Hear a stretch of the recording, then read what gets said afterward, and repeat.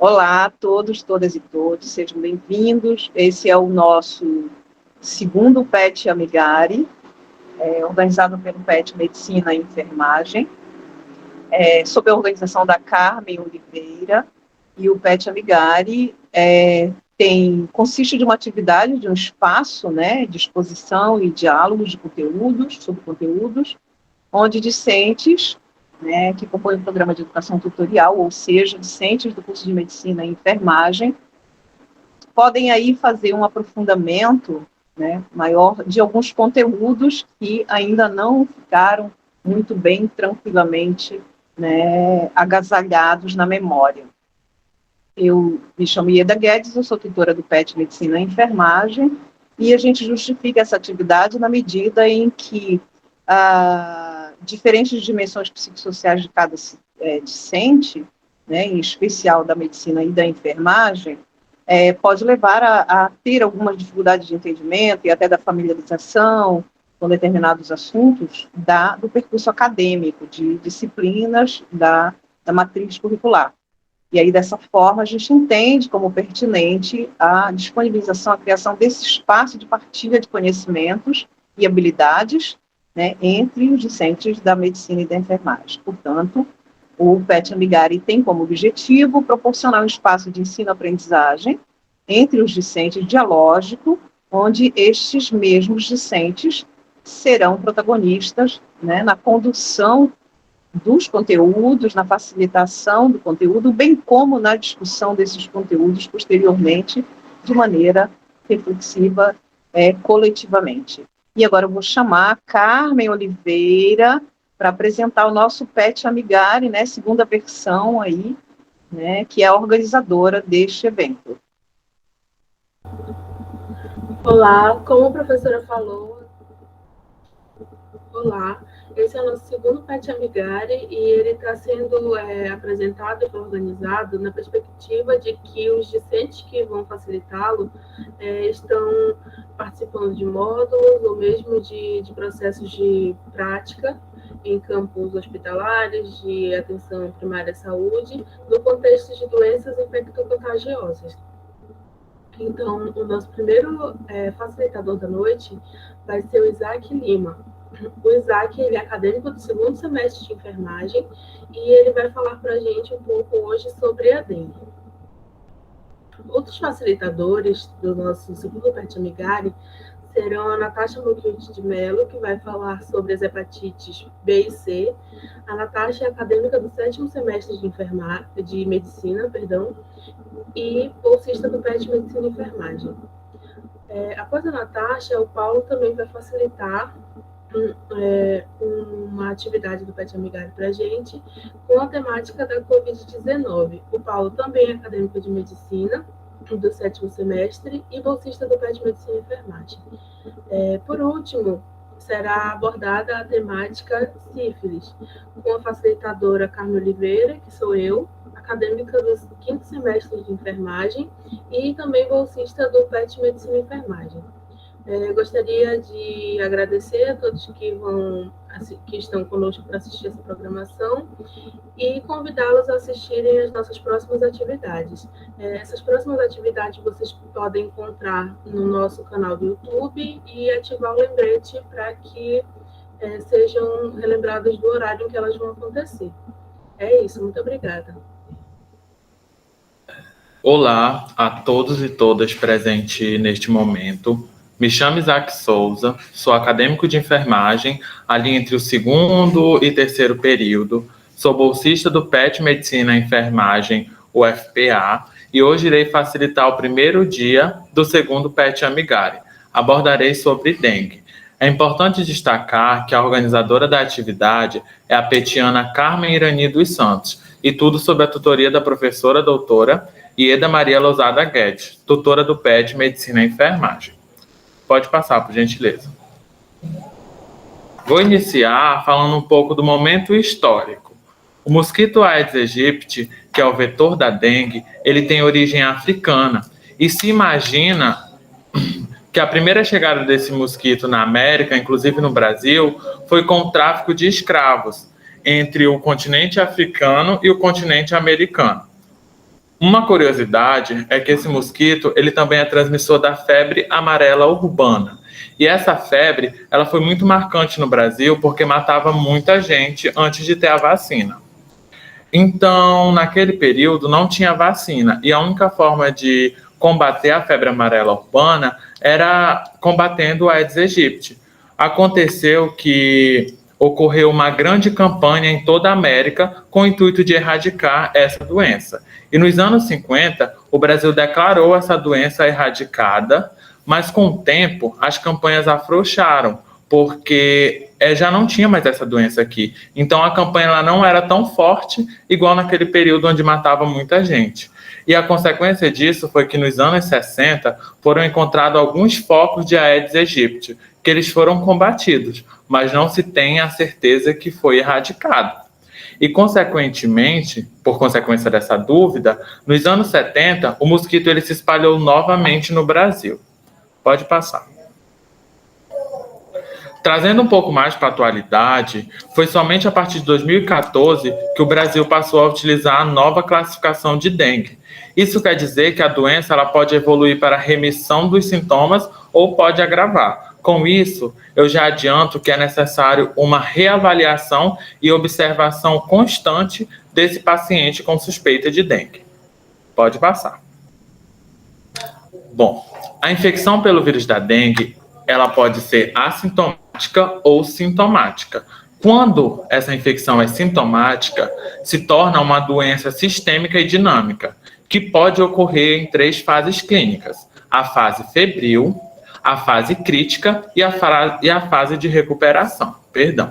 Vamos dar início falando sobre a fase febril. Nessa fase, como o próprio nome já diz, a manifestação principal é a febre. Tá, mas como ocorre essa febre? Essa febre ela vai ter duração ali de 2 a 7 dias. No geral, uma febre de 39 a 40 graus, ou seja, considerada uma febre alta. O paciente, ele pode sentir essa febre alta associada a alguns sintomas, como cefaleia, adinamias, mialgias, artralgias e até dor retroorbitária, que é a dor ao redor dos olhos. Além disso, nessa fase, o exantema macropapular está presente em 50% dos casos. Trouxe até essa imagem aí para a gente conseguir identificar melhor. Depois dessa fase, a maioria dos pacientes eles se recuperam gradativamente e melhoram o seu quadro clínico no geral. Pode passar. Bom, já na fase crítica, o paciente ele pode evoluir para formas graves. Por isso, são tomadas medidas diferenciadas de manejo clínico. Mas, no geral, a fase crítica ela se inicia com a desfervescência da febre. E durante essa desfervescência ocorre durante o 3º e 7º dia. E ela vem acompanhada com o surgimento de sinais de alarme. Vale destacar que esse sinal de alarme é necessário dar bastante atenção, porque vai nos ajudar na hora do manejo. Quais são esses sinais de alarme? Dor abdominal intensa e contínua, vômitos persistentes, acúmulo de líquido, sangramento de mucosa, letargia ou irritabilidade, aumento progressivo do hematócrito. Pode passar.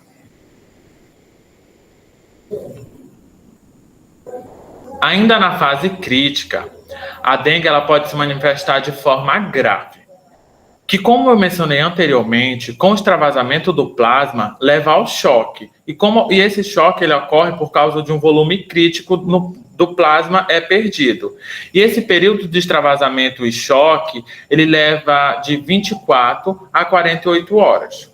Além disso, pode aparecer acúmulo de líquidos, pode aparecer o desconforto respiratório, disfunção de alguns órgãos, como, por exemplo, os rins, pulmões, o fígado, o sistema nervoso central. E ainda em relação ao choque, na dengue é importante ter consciência que ele é bem rápido, tem uma curta duração, mas pode levar o paciente a óbito em um intervalo de 12 a 24 horas. Ou esse paciente ele pode ter uma recuperação rápida desde que ele faça uma terapia anti-choque bem apropriada. Pode passar. Agora, em relação a hemorragias graves, ainda na fase crítica, a hemorragia massiva ela pode ocorrer por ser um critério de dengue grave. E esse tipo de hemorragia ela é do sistema digestivo. Então, a gente já tem aquele raciocínio clínico de que pacientes com histórico de úlcera peptídica ou gastrite vão aparecer com mais frequência nesse quadro. Pode aparecer. Pode passar, que diga perdão. O grave comprometimento dos órgãos, como, por exemplo, hepatite, entre outros, ele pode ocorrer sem, ao mesmo tempo, estar ocorrendo o extravasamento plasmático ou o choque. E nessa fase, além do comprometimento dos órgãos, que é o que é mais falado, o paciente ele pode demonstrar manifestações neurológicas. Quais manifestações? Pode ser a convulsão, a irritabilidade e entre outras. Pode passar, por gentileza. Bom, já na fase de recuperação, vai ocorrer uma progressiva melhora clínica e é importante estar atento a algumas complicações relacionadas à hiperidratação. Nessa fase, também o débito urinário ele pode se normalizar ou aumentar, podendo ocorrer bradicardia e mudanças no eletrocardiograma devido a isso. Pode passar. Agora, eu vou abordar sobre os diagnósticos diferencial. Vocês podem observar essa tabela. Eu coloquei esses sinais para ter um melhor entendimento do que significa, né? Por exemplo, 3 sinais de mais significa que a manifestação clínica está em 70% a 100% dos pacientes. 2 sinais de mais, 40% a 69% dos pacientes. 1 sinal de mais, 10% a 39% dos pacientes. O sinal de menos e o do mais significa que essa manifestação clínica ocorre em menos de 10% dos pacientes. Então, nós já podemos observar a manifestação clínica, a mais marcante, a febre, porque ela é uma manifestação clínica que está muito presente na dengue, enquanto na zika é 10% do paciente ou nula, como vocês podem ver aí, que está escrito ausente. Então, se um paciente ele chega com febre, a gente já precisa ter aquele olhar mais cauteloso para diagnosticar ele com dengue do que com zika. E as manifestações clínicas que ajudam muito na hora do raciocínio para o diagnóstico é que no zika não existe a presença de sangramento, não existe a presença do choque, não existe a presença da leucopenia, ou seja, se tiver um desses 3, já pode descartar que é zika, e a probabilidade de ser dengue é bem maior. São os 3 últimos aí, pessoal. Pode passar, por gentileza. Já no diagnóstico diferencial de dengue e chikungunya, também tem várias diferenças nas manifestações clínicas. As mais marcantes são a dor retroorbital, que é aquela dor ao redor dos olhos. Na dengue, ocorre em 70% a 100% dos pacientes. E na chikungunya, ocorre 10% a 39% dos pacientes. Além disso, sangramentos, plaquetopenia e neutropenia também são bem mais frequentes na dengue. Mas já a artralgia, ela na dengue aparece em menos de 10%, enquanto na chikungunya ocorre 70% a 100% dos pacientes, tá? Como vocês podem observar. Pode passar, por gentileza. Agora eu vou falar sobre o atendimento ao paciente suspeito de dengue. Vamos iniciar pela anamnese, que é uma entrevista que o profissional da saúde ele vai fazer com o intuito de identificar os sintomas e chegar ao diagnóstico de dengue. Nessa etapa, é importante a gente colher as informações necessárias para nos ajudar com o manejo correto desse paciente. Logo, a gente já inicia essa conversa perguntando a data do início da febre, se ocorreu outros sintomas, se teve sinais de alarme. É interessante perguntar em relação às alterações gastrointestinais ou alterações no estado da consciência. Quais são essas alterações? Tontura, convulsão, vertigem, que é aquela sensação que tudo ao nosso redor está girando. Tudo isso são alterações no estado de consciência. E quanto mais informações a gente colher nesse período, vai ser melhor na hora de fechar no diagnóstico. Mas nós também não podemos esquecer de saber se aquele paciente ele tem familiares com dengue, se tem dengue na comunidade dele, ou se o paciente ele tem histórico de viagem recente. É importante aqui a gente identificar se esse paciente ele tem comorbidade, se ele é um adulto maior de 65 anos ou se é uma gestante. E essas informações todas vão ser essenciais na hora de fechar o diagnóstico. Pode passar, por gentileza. Já no exame físico, o profissional da saúde pode iniciar registrando os sinais vitais, que são temperatura, qualidade do pulso, frequência cardíaca, pressão arterial, pressão do pulso e a frequência respiratória. É importante também avaliar o estado de hidratação desse paciente, verificar a presença de derrames pleurais, taquipneia e investigar também se está ocorrendo a dor abdominal. Pode passar.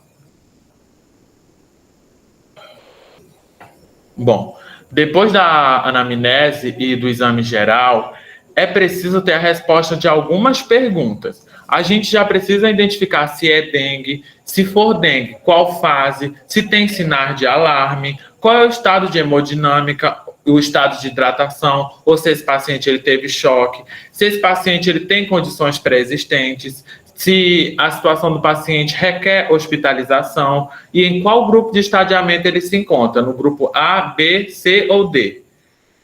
Pode passar. A dengue, ela também tem a classificação de risco. E qual o objetivo dessa classificação de risco? O objetivo é reduzir o tempo de espera do paciente no serviço de saúde.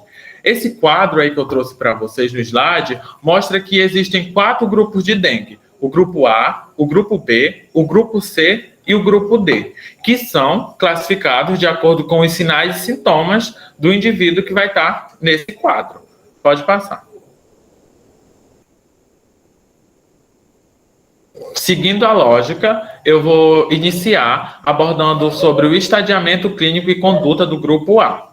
O paciente que se enquadra nesse grupo, ele é aquele paciente que está com a suspeita de dengue, mas ele não porta nenhum dos sinais de alarmes, que eu mencionei anteriormente, e o paciente ele também não tem comorbidade ou alguma condição clínica. E para os pacientes do grupo A, o profissional da saúde ele deve pedir o exame laboratorial completo ou algum exame a mais a seu critério. Mas não é recomendado utilizar anti-inflamatórios não esteroides e é necessário prescrever uma dieta para esse paciente e hidratação oral. Essa hidratação, é importante destacar que ela deve ocorrer ainda na sala de espera, enquanto esse paciente ele não fez a consulta médica, sabe? E o profissional da saúde, ele também deve orientar esse paciente a não se automedicar, porque isso é uma atitude que ocorre muito e causa vários malefícios caso o paciente se medique errado. E também não podemos esquecer de orientar esse paciente que em caso de sangramento ou sinais de alarme, ele precisa procurar imediatamente o serviço de saúde. Além disso, é necessário notificar esse caso, preencher o cartão da dengue e aí sim pode liberar o paciente. Mas uma coisa que eu estou esquecendo, que é muito importante, é que a gente precisa orientar esse paciente sobre a eliminação de criadouro de Aedes aegypti. Pode passar. O grupo B, ele já é caracterizado também por ser paciente com caso suspeito de dengue. Todos os 4 eles vão estar com suspeito de dengue, tá bom, pessoal? Só adiantando, o grupo A, B, C e D. Mas esse paciente do grupo B, ele também tem sinais de alarme. Só que ele aqui vai estar com sangramento espontâneo de pele e a prova do laço, ela vai dar positivo. Além disso, o paciente que está no grupo B, ele pode ter condições clínicas especiais, ele vai ter alguma comorbidade, pode ser gestante, adulto com idade acima de 65 anos. Esse paciente, ele vai apresentar alguma doença hematológica crônica. E a conduta que a gente faz com esse paciente do grupo B é uma conduta que precisa de uma cautela maior.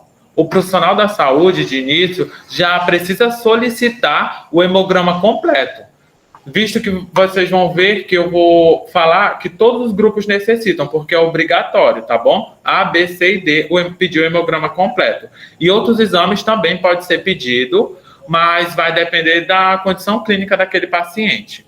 Enquanto não tem o resultado desses exames, esse paciente ele precisa ficar em observação e com uma hidratação oral. Aí, quando esse paciente ele receber os exames e o hematócrito der normal, a gente agenda o retorno desse paciente e se ele não tiver, se ele não tiver febre durante 48 horas, ele volta para a reavaliação clínica e laboratorial diária. Ele vai fazer essa reavaliação clínica logo após 2 dias, 48 horas, né, no caso, da queda da febre. Mas se ele tiver sinais de alarme, ele precisa voltar com urgência para a unidade de saúde. E também repetir aquilo que foi falado para o grupo A. Orientar o paciente a não se medicar, pedir para esse paciente permanecer em repouso e falar que em caso de sinais de alarme, ele precisa procurar imediatamente os serviços de saúde. Mas se o hematócrito desse paciente não der normal, a gente vai seguir a conduta do grupo C, que eu vou explicar logo a seguir. Pode passar. Antes de falar das características e conduta do grupo C, eu vou falar sobre a prova do laço, que eu citei ela anteriormente. E agora eu vou explicar e mostrar como é que faz. Bom, pessoal, a prova do laço ela é um exame bem rápido e deve ser feito em todos os casos suspeitos de dengue. Esse teste ele permite que o profissional da saúde ele possa verificar a fragilidade capilar, a fragilidade dos vasos que são prejudicados quando a pessoa ela tem dengue. A prova do laço ela funciona da seguinte forma. A gente realiza a medição da pressão arterial insuflando o manguito do aferidor da pressão até o valor médio entre a pressão máxima e a pressão mínima. Depois disso, como mostra aí nesse número 4, desenha um quadrado no antebraço da pessoa, aí sim a gente vai ter o resultado da prova de laço. Se o paciente for adulto e no quadrado tiver 20 patequias, que é 20 pontinhos vermelhos, quer dizer que a probabilidade dele ter dengue, e nas crianças precisa ter 10 patequias. Outro fator a destacar, devido à grande camada de tecido adiposo, isso impede que a visualização seja feita de forma adequada, mas é importante o profissional da saúde avaliar esse paciente, levando em consideração que existem vários níveis de obesidade. Pode passar. Nesse caso, grupo C, aqui o paciente, além de ter o caso suspeito de dengue, ele também porta sinais de alarme, que eu mencionei no início, sabe? Que são, vou repetir, dor abdominal intensa, sangramento de mucosa, aumento progressivo do hematócrito, hipotensão postural e entre outros. A conduta para esse paciente do grupo C é importante ter início com a reposição volêmica imediata, independente do nível de complexidade. Também é necessário realizar os exames, que é o hemograma completo. Como esse indivíduo está sentindo sinais de alarme, e um dos sinais de alarme é a dor abdominal, os exames de imagem que são realizados é a radiografia do tórax e a ultrassonografia do abdômen. Assim como o grupo B, aqui a gente pode realizar outros exames de acordo com a necessidade. Por exemplo, exame de glicemia, creatinina, gasometria e etc. Quando esse paciente ele tem melhora no hematócrito, é necessário seguir a orientação de reavaliação clínica. Sinais vitais, pressão arterial, avaliar a diurese e sempre reavaliar o hematócrito. Depois desse paciente ele preencher os critérios de alta, o retorno para a reavaliação laboratorial e clínica desse paciente segue as orientações do grupo B. E com esse paciente a gente também faz aquela mesma coisa, de preencher o cartão da dengue, orientar em relação aos criadores de Aedes aegypti e todo esse fator. Pode passar. Tá. O paciente do grupo D, ele tem caso suspeito de dengue, ele tem presença de sinais de choque, sangramento grave ou disfunção grave de órgão. O que são esses sinais de choque?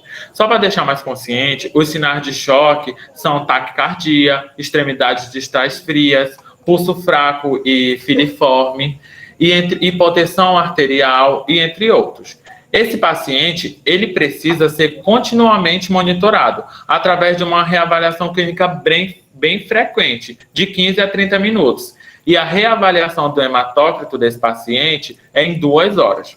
Esse paciente, ele também necessita de acompanhamento em leito de UTI, até a estabilização dele, de no mínimo 48 horas. Só que quando esse paciente ele vai ter a estabilização no leito da UTI, ele não recebe alta, ele permanece só que no leito da internação. Pode passar.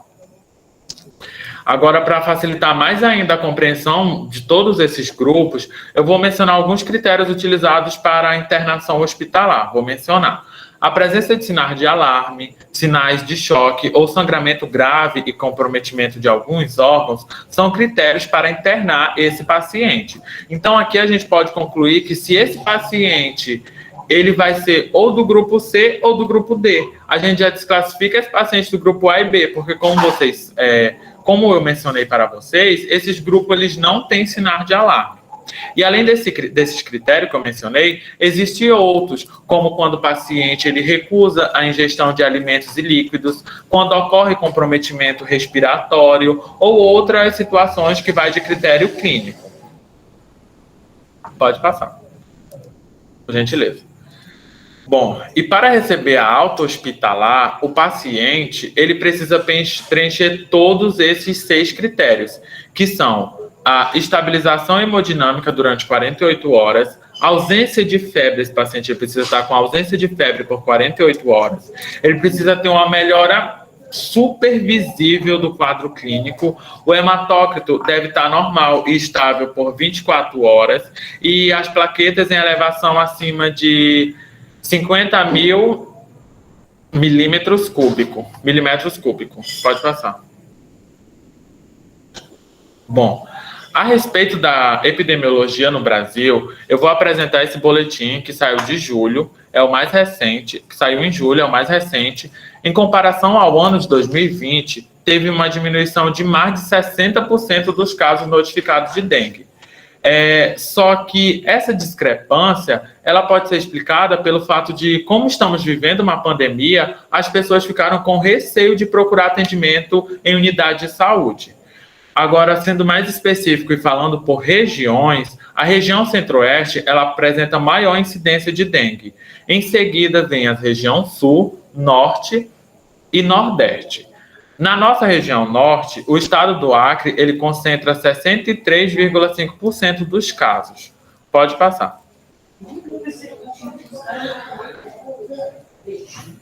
Volta, por gentileza.